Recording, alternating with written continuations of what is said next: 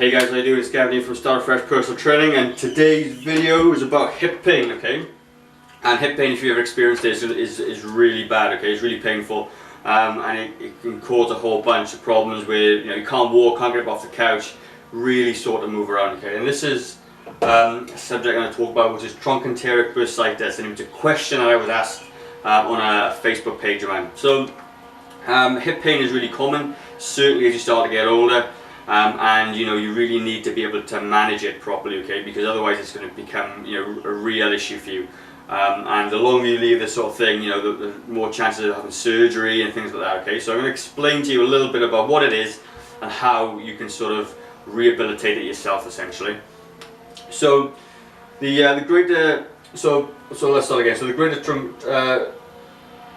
trochanter, okay, is the bone on the thigh, it's the top of the thigh bone. And a bursa, okay, if you don't know what a bursa was, it's a sac of thick fluid, okay? And it sits, there's about 150 of them in the body, and they tend to sit on the ends of bones where things pass over them. So for this one here, you got the IT band, the iliotibial band that sits there, and what it does is, it sits underneath there to provide some, to cause less friction over the bone. So when it rubs like that, it goes over the top nice and freely, as opposed to rubbing the top of the bone. I've had a bursitis in my shoulder and it was really painful. I ended up going to see a surgeon, had a cortisone injection in there, and eventually he wanted to operate on me. And I've known a few people that's had shoulder operations, and obviously being a trainer and things like that, I just wanted to see if I could rehab it myself, because the last thing I wanted was a shoulder injury. It was so bad at the point where I couldn't sleep at night, I couldn't lift my arm up, and I decided to look into it a little bit more and try and rehab it. And 18 months later, sounds like a long time, it's nearly pain-free now, and I can do all the things I couldn't do before, like lifting and pushing, and it's been a tough sort of journey, but it's been really well worth it. So if you want to know where this is, okay, if you put your hands on the side of your hips and if you just bend side to side, you feel like a ball pop out into the palms of your hands. That is where this bursa sits, alright? And if you've got pain in it, you're going to know it. Some of the causes of this could be down to osteoarthritis. It could be due to an injury if you've fallen and you've banged it. It's caused this to be inflamed. That could cause it to swell up a little bit. A tight IT band, so this band, this tendon or ligament that runs on the outside there, if that is really super tight and it rubs against it, it's going to cause that to be inflamed and it's going to swell up and it's going to cause you pain every time you move.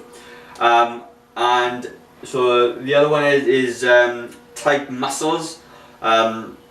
So the abductors are in the muscles in the side, sort of the side there. If they become weak, you get some pain there, and a weak core. Okay, so if you got weak core and weak hip muscles, what tends to happen is that your joints then have to take the load of the muscles because they're not strong enough, they're not conditioned enough. So your bones and joints and ligaments take over that stress, and that can cause these problems as well.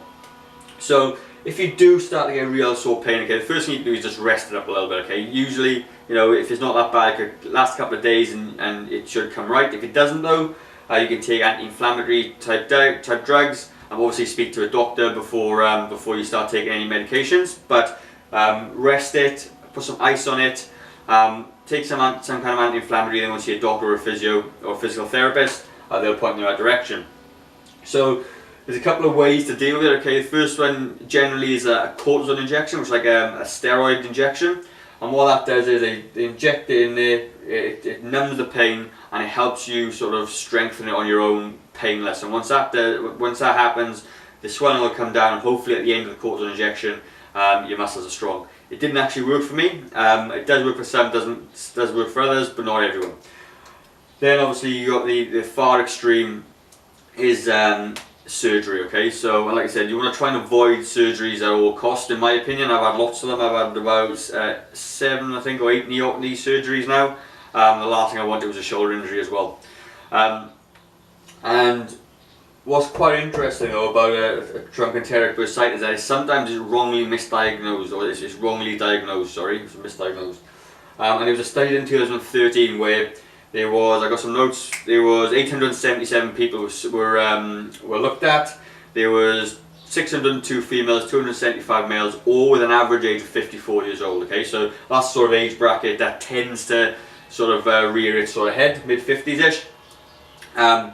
And what was interesting, that 80% of them didn't have a bursitis. Okay, so a lot of the people were misdiagnosed, and 80% didn't have bursitis. What they actually did have was a medium glute or gluteal tendinosis, which is the glute tendinosis just means that the tendons, the thick tendons that attach the glute muscles to the hip, they were inflamed and sore and everything else, and it gave this sort of diagnosis of this. But what's really good about that, okay, for you guys, is that it just means you just need to do a little bit of flexibility work and a little bit of strength work, and you will tend to rehab that itself without the need for surgery and injections and all those sorts of things.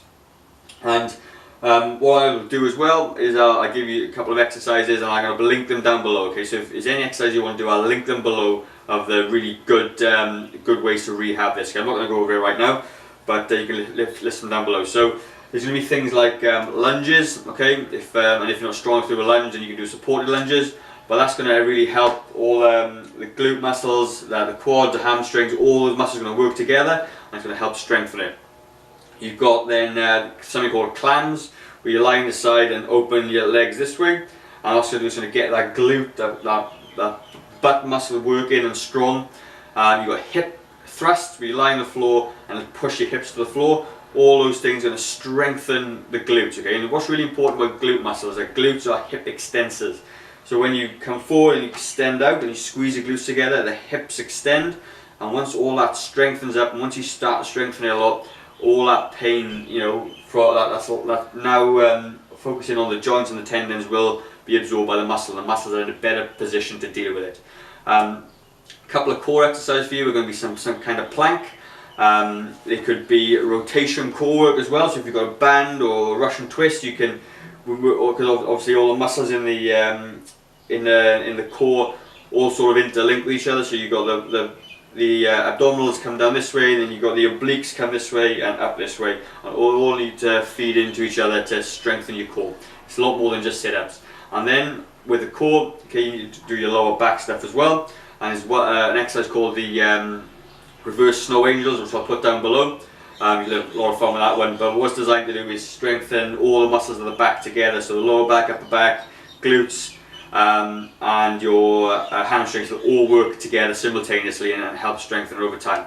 So like I said, when you get to, as you start to get older, it becomes even more important for you guys to exercise, get stronger, and really, really look after your bodies, right?